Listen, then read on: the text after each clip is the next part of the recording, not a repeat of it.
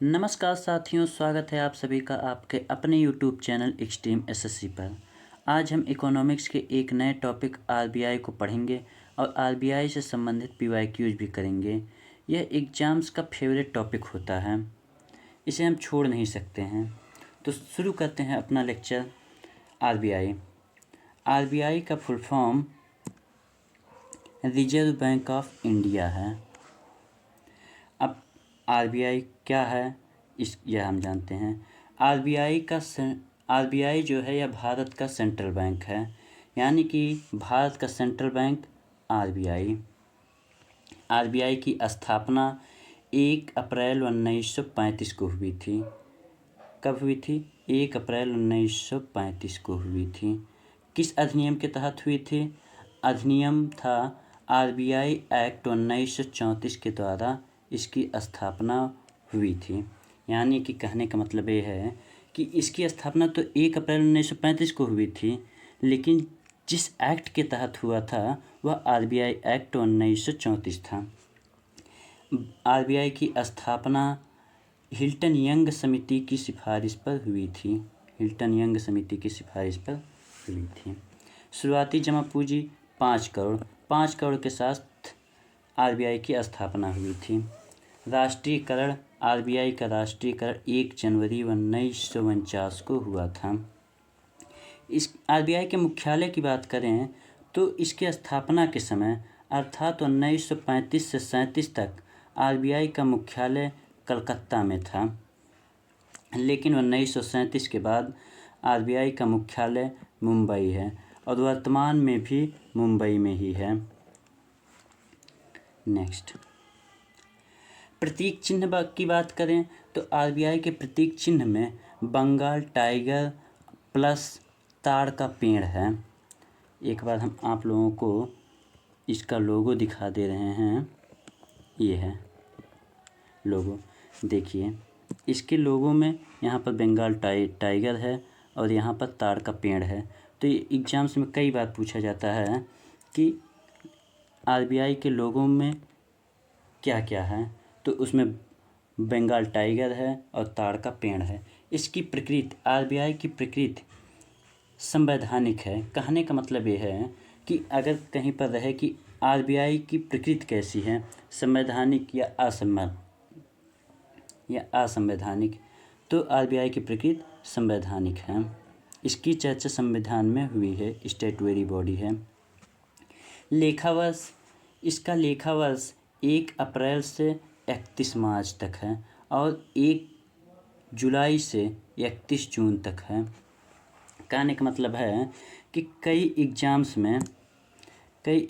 में 1 अप्रैल से 31 मार्च तक को सही मानते हैं और कुछ एग्ज़ाम्स में 1 जुलाई से 31 जून को भी सही माना गया है, लेकिन मैक्सिमम केस में 1 अप्रैल से 31 मार्च को ही माना गया है। अतः हम 1 अप्रैल 31 मार्च को मानकर चलेंगे, सही मानकर चलेंगे। 4 क्षेत्रीय कार्यालय, इसके 4 जगह पर क्षेत्रीय कार्यालय हैं आरबीआई के। एक मुंबई में है, चेन्नई में है, कोलकाता में है और दिल्ली में है। एक बार हम इसको मैप से समझने का प्रयास करते हैं। ये है, तो इसकी राजधानी कहाँ मतलब इसके कार्यालय कहाँ पर है? एक मुंबई में है, एक चेन्नई में है, एक कलकत्ता में है और एक दिल्ली में है। इतनी जगह पर है इसका 4 क्षेत्रीय कार्यालय। नेक्स्ट, आरबीआई गवर्नर की नियुक्ति कौन करता है? आरबीआई गवर्नर की नियुक्ति केंद्र सरकार करती है। और आरबीआई गवर्नर का कार्यकाल कितने साल का होता है? तो आरबीआई गवर्नर की कार्यकाल 3 वर्ष का होता है। पहले गवर्नर ओसबर्न स्मिथ थे, सर ओसबर्न स्मिथ। अब पहले भारतीय गवर्नर की बात करें, देखिए यहाँ पर एक गवर्नर हैं और यहाँ पर पहले भारतीय गवर्नर की बात हो रही है। तो पहले भारतीय गवर्नर सीडी देशमुख थे। पहले भारतीय गवर्नर सीडी देशमुख थे और इन्हीं के समय में ही सी.डी. देशमुख के समय में ही आरबीआई का राष्ट्रीयकरण भी हुआ था। तो आरबीआई का अगर पूछा जाए कि आरबीआई का राष्ट्रीयकरण किस भारतीय गवर्नर के समय में हुआ था, तो सी.डी. देशमुख के समय में। अच्छा, 25वें गवर्नर कौन थे? 25वें गवर्नर शशिकांत दास थे। और वर्तमान गवर्नर यानी कि 26वें गवर्नर संजय मल्होत्रा जी हैं। अगर पूछा जाए ये वर्तमान गवर्नर हैं। 11 दिसंबर 2024 से यह अपने पद पर कार्यरत हैं, गवर्नर के पद पर।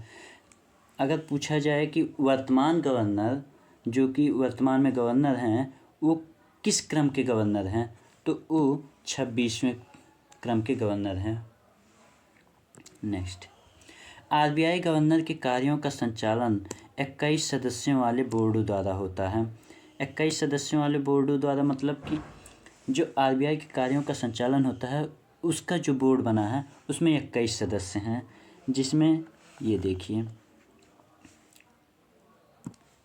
एक गवर्नर हैं, 4 डिप्यूटी गवर्नर हैं, 4 क्षेत्रीय ब्रांच के गवर्नर हैं, 2 वित्त मंत्रालय के प्रतिनिधि हैं और 10 अर्थशास्त्र के अच्छे जानकार हैं। फिर से एक बार इसे रिवाइज मारते हैं।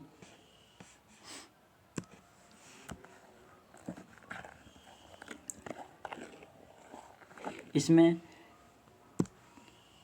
आरबीआई के कार्यों का संचालन 21 सदस्यों वाले बोर्ड द्वारा होता है।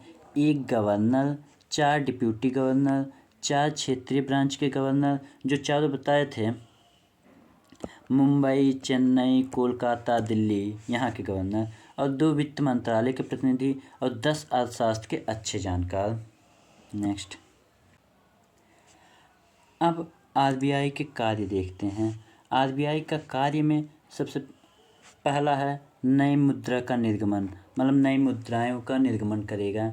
जैसे कि अब यहाँ पर कुछ इम्पोर्टेंट जानकारी दी गई है कि 1 रुपये के नोट, 1 रुपये का नोट वित्त मंत्रालय जारी करता है तथा 1 रुपये के नोट पर वित्त सचिव के हस्ताक्षर होते हैं। यहाँ पर ध्यान देंगे कि वित्त सचिव के हस्ताक्षर हैं, वित्त मंत्रालय में वित्त सचिव हस्ताक्षर करते हैं। 1 रुपये के नोट, 1 रुपये के नोट पर केवल वित्त सचिव के हस्ताक्षर होते हैं, और लेकिन 1 रुपये के नोट के अलावा अन्य सभी नोट आरबीआई जारी करती है तथा इन नोटों पर हस्ताक्षर आरबीआई के गवर्नर का होता है। फिर से समझिए कि 1 रुपये का नोट जो है उस पर हस्ताक्षर वित्त सचिव करेंगे और 1 रुपये के अलावा बाकी जितने भी नोट हैं उन सब पर हस्ताक्षर आरबीआई गवर्नर करते हैं, आरबीआई गवर्नर करते हैं। अब दूसरा कार्य सरकार का बैंक है। राज्य और केंद्र सरकार दोनों का ही बैंक आरबीआई है। इसे बैंकों का बैंक कहते हैं। मतलब जैसे कि एसबीआई का बैंक कौन है? आरबीआई ही है। पंजाब नेशनल बैंक का भी बैंक क्या है? आरबीआई है। इसका काम आर्थिक आंकड़े जारी करना है। अंतर्राष्ट्रीय बाजार में भारत का प्रतिनिधित्व करना भी आरबीआई का ही कर्तव्य है। चलन का नियमन यानी कि मौद्रिक नीति का निर्माण करना आरबीआई का काम है कि मुद्रास्फीति ना हो, महंगाई ना बढ़े, इसके लिए मौद्रिक नीति का निर्माण आरबीआई करता है। नए बैंकों को लाइसेंस देना या किसी बैंक का लाइसेंस रद्द करना, ये भी काम आरबीआई का है। आरबीआई देश की विदेशी मुद्रा भंडार का संरक्षक है, विदेशी मुद्रा भंडार का संरक्षक है। मुद्रा का विनिमय अर्थात एक्सचेंज करना, जैसे मान लीजिए कि कभी आप कहीं सिंगापुर मान लीजिए गए या फिर सिंगापुर से वापस इंडिया आए, तो फिर जो वहाँ के करेंसी होगी और यहाँ की करेंसी का जो एक्सचेंज होगा वो आरबीआई करता है। नेक्स्ट, आरबीआई की मुद्रा जारी करने की प्रणाली, यह एग्जाम्स का फेवरेट टॉपिक है, इसे स्किप नहीं कर सकते। न्यूनतम आरक्षित प्रणाली पर आरबीआई काम करता है, जिसमें 200 करोड़ का रुपया हमेशा रिजर्व रखा जाता है। अब 200 करोड़ रुपए में 115 करोड़ रुपया भारतीय रुपया होता है या फिर सोना होता है 115 करोड़, और 85 करोड़ विदेशी मुद्राएं होती हैं, विदेशी मुद्रा होता है। ठीक, तो न्यूनतम आरक्षित प्रणाली में 200 करोड़ का आरक्षित रखना होता है, 200 करोड़ आरक्षित रखना होता है अपने पास, जिसमें 115 करोड़ भारतीय रुपया और 85 करोड़ विदेशी रुपया। अब आते हैं नेक्स्ट पर। अब यहाँ से हम अपने PYQs की प्रैक्टिस शुरू करते हैं। भारतीय रिजर्व बैंक RBI की स्थापना कब हुई थी? 1930 में, 1935, 1947, 1950। तो भारतीय रिजर्व बैंक की स्थापना 1935 में हुई थी। भारतीय रिजर्व बैंक RBI की स्थापना किस अधिनियम के प्रावधानों के अनुसार 1 अप्रैल 1935 को हुई थी? देखिए 1 अप्रैल 1935 को हुई है तो ठीक है, लेकिन किस अधिनियम के तहत हुई थी? तो भारतीय रिजर्व बैंक अधिनियम 1934 के द्वारा हुई थी। हमें तुरंत ध्यान आना चाहिए। नेक्स्ट, RBI का मुख्यालय कहाँ स्थित है? वर्तमान में पूछ रहा है। वह RBI का वर्तमान मुख्यालय मुंबई में स्थित है। स्थापना के समय में कोलकाता में था। 1935 से 1937 तक कोलकाता में था। RBI की स्थापना किसकी सिफारिश पर हुई थी? Hilton young commission, Simon commission, Hunter commission, Narasimhan committee.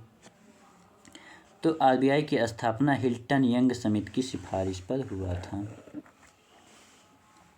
Next, 1 रुपये के नोट जिसे करेंसी नोट भी कहा जाता है, इस पर किसके हस्ताक्षर होते हैं? वित्त मंत्री के, वित्त सचिव, RBI गवर्नर, SBI अध्यक्ष। देखिए SBI अध्यक्ष तो किसी पर साइन नहीं करते हैं, किसी भी नोट पर नहीं। वित्त मंत्रालय जारी जरूर करता है, लेकिन वित्त मंत्री के हस्ताक्षर नहीं होते हैं, वित्त सचिव के हस्ताक्षर होते हैं। और 1 रुपये के अलावा बाकी अन्य सभी नोटों पर RBI गवर्नर हस्ताक्षर करते हैं। अतः हमारा करेक्ट ऑप्शन हो जाएगा वित्त सचिव। नेक्स्ट, 1 रुपये का नोट कौन जारी करता है? तो 1 रुपये का नोट RBI, वित्त मंत्रालय, प्रधानमंत्री कार्यालय, संसद। तो 1 रुपये का नोट वित्त मंत्रालय जारी करता है। और 1 रुपये के अलावा बाकी सभी नोट कौन जारी करता है? RBI करता है। RBI किस प्रकार का बैंक है? RBI वाणिज्यिक बैंक है, कमर्शियल बैंक नहीं है, केंद्रीय बैंक है, सेंट्रल बैंक RBI ही है। तो ये सब ऑप्शन तो इससे ही गलत हो गए। नेक्स्ट, RBI के पहले भारतीय गवर्नर कौन थे? CD देशमुख। RBI के राष्ट्रीयकरण के समय गवर्नर कौन थे? RBI के राष्ट्रीयकरण के समय गवर्नर वही थे जो पहले भारतीय गवर्नर थे, यानी कि पहले भारतीय गवर्नर CD देशमुख। ओसबर्न स्मिथ नहीं, सर जेम्स ब्रेड टेलर नहीं, CD देशमुख सही ऑप्शन। नेक्स्ट, भारतीय रिजर्व बैंक RBI के राष्ट्रीयकरण कब हुआ? तो स्थापना 1935 में हुई थी, लेकिन राष्ट्रीयकरण हुआ 1949 में। तो करेक्ट ऑप्शन 1 जनवरी 1949। नेक्स्ट, 1 रुपये के नोट को छोड़कर बाकी सभी नोट कौन जारी करता है? अभी ये पढ़ रहे हैं RBI। नेक्स्ट, वित्त मंत्रालय 1 रुपये का नोट जारी करता है। नेक्स्ट, भारतीय रिजर्व बैंक RBI के एकमात्र गवर्नर जो प्रधानमंत्री भी बने, तो एकमात्र गवर्नर मनमोहन सिंह जी, यही सही हैं। नरेंद्र मोदी कभी गवर्नर नहीं बने। अटल बिहारी वाजपेयी प्रधानमंत्री तो बने लेकिन गवर्नर नहीं बने। अब मनमोहन सिंह 1991 में RBI के गवर्नर थे और बाद में भारत के प्रधानमंत्री भी बने। भारतीय रिजर्व बैंक RBI के गवर्नर का कार्यकाल कितने वर्षों का होता है? 1 वर्ष, 2 वर्ष, 3 वर्ष, 5 वर्ष। तो 3 वर्ष होता है। भारतीय रिजर्व बैंक RBI के प्रतीक चिन्ह में किसे चित्रित किया जाता है? देखिए यहाँ पर प्रतीक चिन्ह बना हुआ ही है। ताड़ का वृक्ष जी होता है, यहाँ पर ही है। यहाँ पर देखिए है। रॉयल बंगाल टाइगर ये भी है, तो ये भी सही है, यानी कि उपर्युक्त ए और बी यही सही ऑप्शन है। तो हमारा करेक्ट ऑप्शन हो जाएगा उपर्युक्त A and B. Next, RBI के किस गवर्नर के कार्यकाल में नोटबंदी लागू हुई थी? आरबीआई के किस गवर्नर के समय में? रघुराम राजन, उर्जित पटेल, शशिकांत दास, विमल जालान। तो उर्जित पटेल के समय में नोटबंदी हुई थी। और डेट क्या थी? 8 नवंबर 2016। याद है सभी को, जब मोदी जी कहते थे रात 8 बजे मित्रों आज से नोट बंद। नेक्स्ट, भारतीय रिजर्व बैंक की मुद्रा जारी करने की प्रणाली कौन सी है?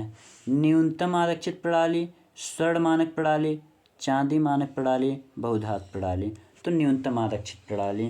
न्यूनतम आरक्षित प्रणाली में 200 करोड़ रुपया रिजर्व रखना होता है, जिसमें कि 115 करोड़ रुपया भारतीय रुपया होता है और 85 करोड़ रुपया विदेशी मुद्रा होता है। नेक्स्ट, रिजर्व बैंक का राष्ट्रीयकरण किस सरकार ने किया?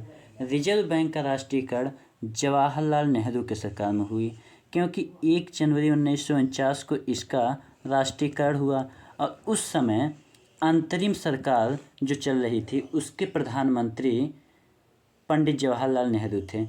कई बार ये क्वेश्चन अक्सर स्टूडेंट के मन में आता रहता है कि भैया चुनाव तो हुए, चुनाव के रिजल्ट तो आए 1952 में, फिर 1949 में इनके समय में पंडित जवाहरलाल नेहरू के समय में राष्ट्रीयकरण कैसे हो गया?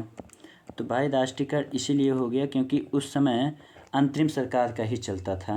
1947 के बाद जब तक सरकार नहीं बन गई तब तक अंतरिम सरकार ही सत्ता का देखभाल की, सत्ता चलाई। तो इसीलिए उस समय पंडित जवाहरलाल नेहरू प्रधानमंत्री थे अंतरिम सरकार के। तो हमारा correct option Jawaharlal Nehru. Next, RBI का कौन सा विभाग विदेशी मुद्रा प्रबंधन को देखता है? बैंकिंग विभाग, फेमा विभाग, इशू विभाग या पीसी विभाग? तो फेमा विभाग। सॉरी, ये तो सही ऑप्शन है, ये फेमा विभाग। फेमा अगर कभी पूछ ले कि इसका फुल फॉर्म क्या है तो यहीं पर लिख लेंगे foreign exchange management act. Next, RBI की मौद्रिक नीति का मुख्य उद्देश्य क्या है? कर संग्रह? नहीं। शिक्षा में सुधार? नहीं। मुद्रास्फीति पर नियंत्रण? मुद्रास्फीति मतलब महंगाई, तो महंगाई पर नियंत्रण करने के लिए ही मौद्रिक नीति बनाई जाती है, सही बात है। नेक्स्ट, आरबीआई की स्थापना के समय इसका मुख्यालय कहाँ था? आरबीआई की स्थापना के समय में इसका मुख्यालय कोलकाता में था, बाद में जो कि मुंबई है और वर्तमान में मुंबई भी है, लेकिन स्थापना के समय इसका मुख्यालय कोलकाता। आरबीआई का कौन सा कार्य नहीं है? नोट जारी करना, ये भी है। मौद्रिक नीति बनाना है। विदेशी मुद्रा नियंत्रण है। कानून निर्माण, ये नहीं है उसका कार्य। तो हमारा करेक्ट ऑप्शन हो जाएगा कानून निर्माण। कानून निर्माण तो संसद में बैठे हुए लोग बनाते हैं। आरबीआई ने आरटीजीएस की सेवा 24/7 बहाल कर दिया। आरटीजीएस का पूर्ण स्वरूप क्या होता है? इसे एकदम रट्टा मार लेंगे।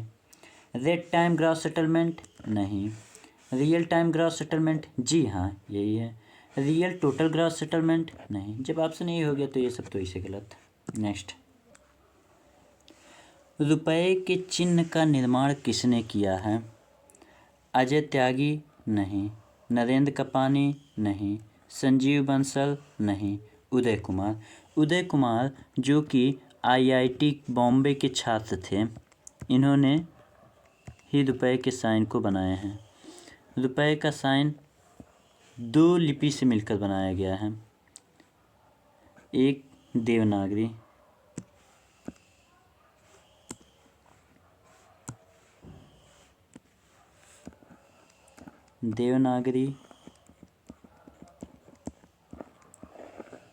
और रोमन। देवनागरी लिपि से रा और रोमन से आर दोनों को मिक्स करके रुपए का साइन बना दिया गया। नेक्स्ट आते हैं, दिसंबर 2024 में भारतीय रिजर्व बैंक आरबीआई के नए गवर्नर बनाए गए हैं। तो कौन बनाए गए हैं, यहाँ पर तो चित्र में ही दिखाई दे रहे हैं, संजय मल्होत्रा जी। ये किस क्रम के हैं, 26वें क्रम के गवर्नर हैं, वर्तमान गवर्नर यही हैं, तो संजय मल्होत्रा 26वें। नेक्स्ट, रेपो रेट का संबंध है, रेपो रेट का संबंध किस चीज़ से है, सरकार की उधारी से नहीं, विदेशी व्यापार से नहीं, किसानों को दिए जाने वाले ऋण से नहीं, बैंकों द्वारा आरबीआई से उधार लिए जाने वाली दर से। सही है, यही हमारा। अगर आपको हमारी वीडियो पसंद आई हो तो please like share and subscribe करें। Thank you.